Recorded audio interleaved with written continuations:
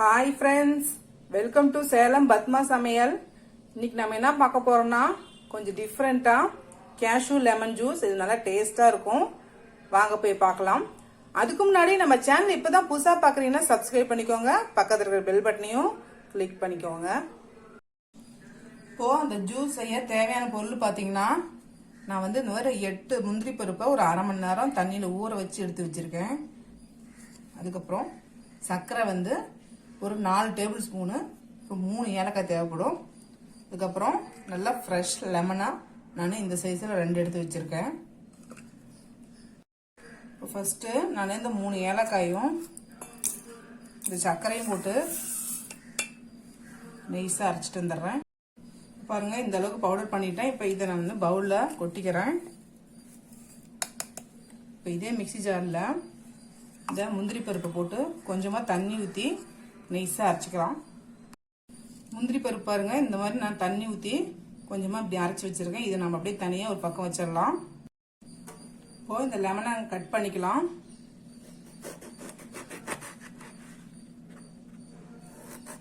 பாருங்க, இந்த மாதிரி கட் பண்ணி இந்த மாதிரி குட்டி குட்டியாக கட் பண்ணிக்கலாம்.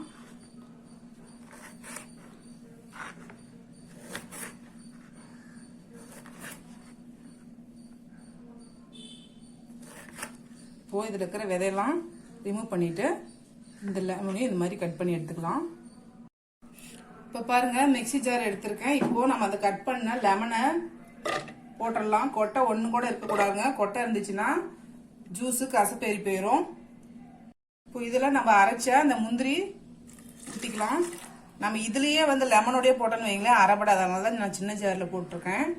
இப்போ தண்ணி ஊற்றிக்கலாம். ஒரு கப் அளவுக்கு தண்ணி ஊற்றிருக்கேன். இப்போ இதை நான் நைஸாக அரைக்கிறேன். இப்போ பாருங்க, இதை அரைச்சிட்டு வந்துட்டேன். இதில் நம்ம பொடிச்ச சர்க்கரை ஏலக்காய் போட்டுருவோம். அதை போட்டு ஒரு சுற்றிட்டு வந்துடுறேன். இப்போ வடிகட்டிக்கலாம்.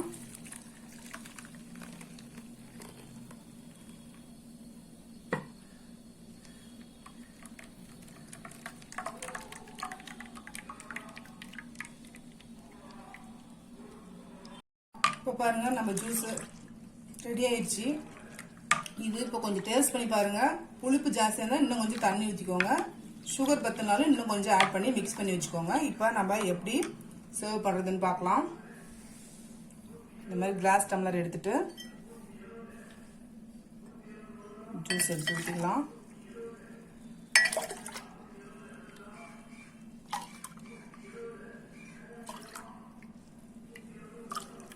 இப்போ இதில் ஐஸ் கியூப்ஸ் போட்டுக்கலாம்.